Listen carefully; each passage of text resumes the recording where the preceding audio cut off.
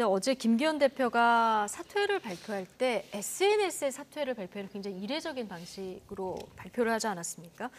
그러다 보니까 김기현 대표의 사퇴 배경과 시점을 두고 굉장히 다양한 해석들이 나왔는데요. 이준석 전 대표는 이렇게 분석했습니다. 듣고 오시겠습니다. 저는 김기현 대표도 저를 만나는 일정이 아마 거의 마지막 일정이라는 생각을 안 하셨던 것 같아요. 제가 보니까. 대통령이 이제 15일에 돌아오신다는데 오시면 뭐 당연히 독대도 좀 하시고 이렇게 하셔야 되는 거 아니냐. 제가 그렇게 말씀드렸었는데 뭐 그때는 다 듣고 계셨는데 갑자기 선택할 수 있는 밖에 없는 어떤 이유가 생기지 않았나 생각합니다. 결국에는 당대표의 거취 문제에 대해 여러 가지 공격이 들어올 때 거기에 대해서 대통령이 최소한의 상의나 이런 것을 거부하는 모습이 나오면은 그거는 당 주변의 사람들한테 또 다른 시그널이 되는 거거든요. 그렇죠. 그래서 저는 그걸 의도가 읽혔다 이렇게 봅니다. 그런 게. 대표직 유지와 불출마 예. 요 두 가지를 다 요구한 건 아니다. 하나를 그렇게 요구한다는 건 나머지 하나도 순차적으로 내놓으라고 할 가능성이 그러면 없다. 불출마만 요구했다 그 뜻이죠? 뭐 제가 확인해드리지 않겠습니다만은 언론이 뭐 여러 확인해서 보도하고 있더라고요. 갑자기 선택할 수밖에 없는 이유가 생기지 않았나 생각한다. 이렇게 얘기하면서 여러 이준석 대표의 추론을 얘기를 했는데요. 느낌을 얘기했는데 어떤 부분이 가장 눈에 띄셨습니까? 제가 조금 확인한 부분 그리고 뭐 다른 분들이 얘기한 거 언론이 보도한 거를 섞어가지고 조금 다 이제 일별의 스토리라인을 말씀드릴게요. 그러니까 장제원 의원이 이제 불출마 선언하고 그런 다음에 김기현 대표가 오후에 일정 다 취소했잖아요. 그렇죠. 그리고 화요일 날에도 연락이 다 안 되고 잠적을 했잖아요. 그리고 수요일에 어제 이제 그런 일이 벌어진 거잖아요. 사퇴를 했잖아요. SNS 사퇴. 화요일 날 이준석 대표가 2차례 통화를 했다고 합니다. 김기현. 이거는 이준석 대표가 저한테 얘기를 해준 거예요. 그래서 이제 뭐 통화를 한 이유는 기본적으로 이준석 대표는 김기현 대표를 싫어하지 않아요. 그러니까 이유는 뭐냐면은 본인을 직접 끌어내린 사람이 아니에요. 그러니까 이준석이 싫어하는 거는 나를 끌어내긴 장제원, 마쿠 조종한 장제원 이런 사람은 싫어하는데 예를 들면은 김기현, 권성동 이런 분들은 싫어하지 않아요. 그러니까 기본적으로 이 부분에 있어서 염려도 되고 본인이 당한 게 생각이 나니까 의견 교환을 했는데 김기현 대표는 멘붕 상황이었고요. 그때 전화를 받았을 때.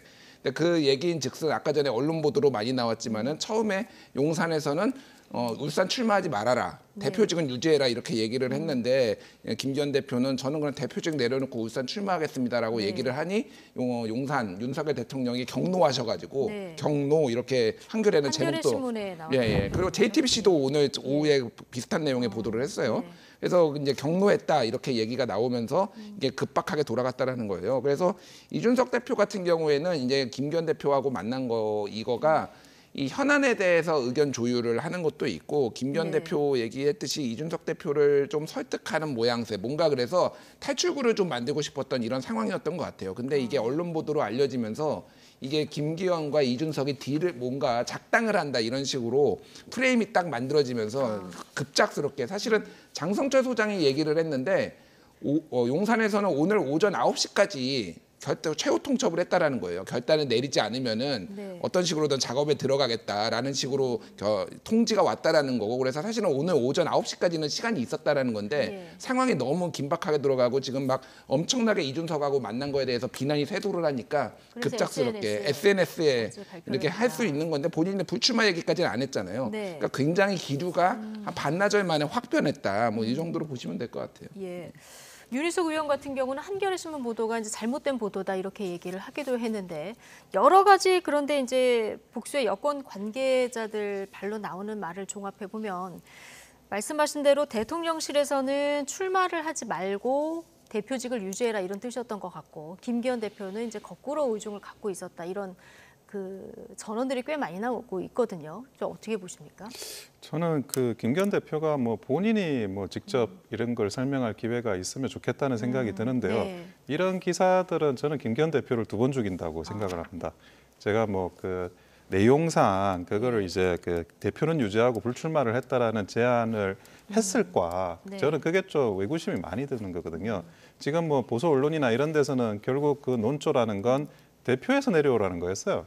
그리고 이제 서울 수도권 위원장들 뭐 과거에 반윤, 이준석계, 뭐 세보수계 이렇게 알려졌던 사람들도 결국 그 김기현 대표한테 요구를 했던 게 대표에서 내려오라는 거였어요. 따지고 보면. 그런데 대표는 유지하고 불출마를 하는 게 어떻겠냐라고 제안을 했다는 거는 그거는 조금 더 확인이 필요한 부분이라고 생각이 듭니다. 그게 이제 뭐 거짓말이다 이런 개념이 아니라 제가 이제 들어보면 맥락상 맞지가 않아요. 예, 그냥 요구를 한다 그러면 당대표 사퇴 앤드 불출마 또는 험지 출마 정도가 요구 사항이 아니었을까 하는 생각이 들고요. 그런데 그 부분과 관련해 가지고 뭐 마치 당대표는 유지하고 불출마를 이제 하라고 했는데 김기현 대표가 당대표를 사퇴하고 출마를 한다.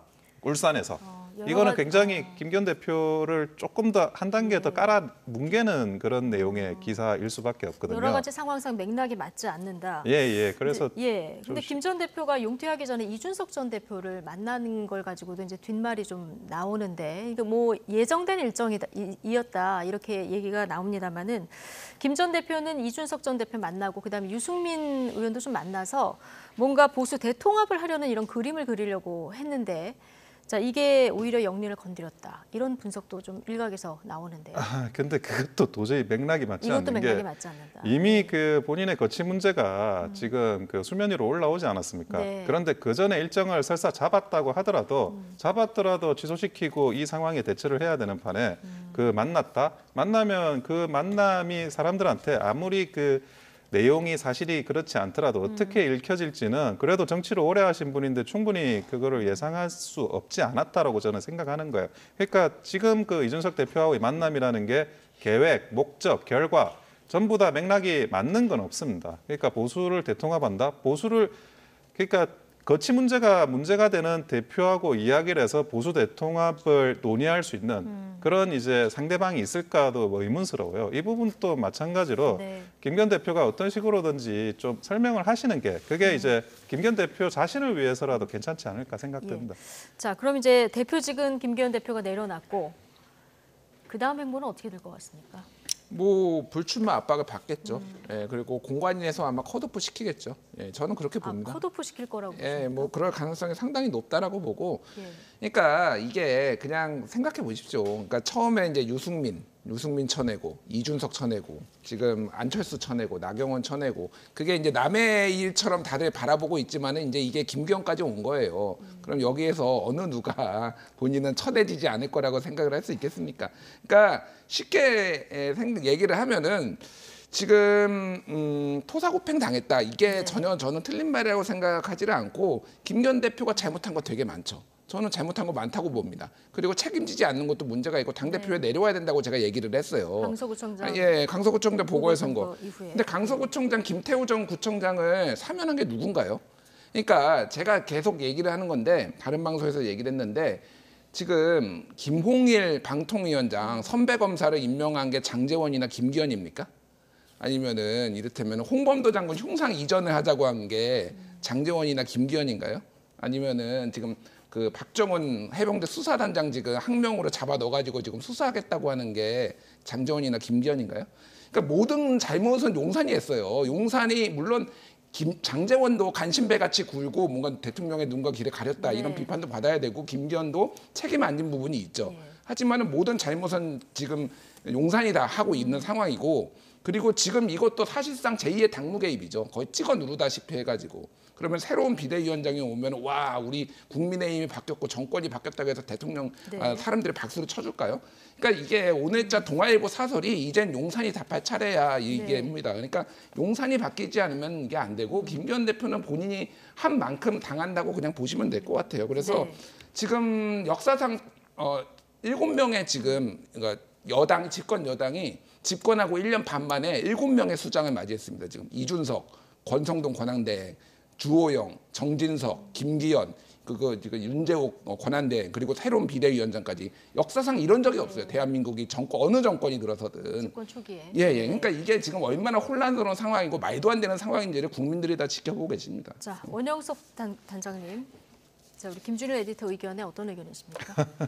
저는 이재명 대표가 아직도 민주당 대표를 그렇게 오래 하는 게 말도 안 되는 상황이라고 생각하는데 그리고 그 지금 김기현 대표 그 대표직에서 내려오라고 한 사람들이 지금 나경원 의원 그렇게 해서 뭐 용산에서 뭐 어떻게 찍었다고 하는 나경원 의원도 그렇게 하셨고요. 그리고 뭐 반윤이라고 뭐 평가받는 서병수 의원도 내려오라고 했고 그리고 이준석 그 전 대표하고 굉장히 친분이 두터운 하태경 의원도 그런 이야기를 하셨고 그리고 뭐 이름이 알려지지 않았지만 뭐 세보수계, 이준석계라고 하는 그런 많은 분들이 각자 이제 SNS나 뭐 예. 글을 올리면서 김기현 의원에 대해서 비토 의견을 계속 내왔습니다. 거기에서 결과가 지금 현재에 이르렀는데 이거를 단순히 뭐 용산 찍어 누르기다라고 표현하는 거는 저는 뭐 적절치 않다고 봅니다. 예. 자, 대통령실은 뭐 비대위원장 선출이든 뭐든 당무 관여는 없다. 당의 역할이다. 이렇게 선을 긋고 있는 상황인데요. 내일 비상의원총회 국민의힘 열리죠? 네네. 예. 알겠습니다. 여기서 어느 정도 가닥이 잡힐지 좀 주목해서 보도록 하고요.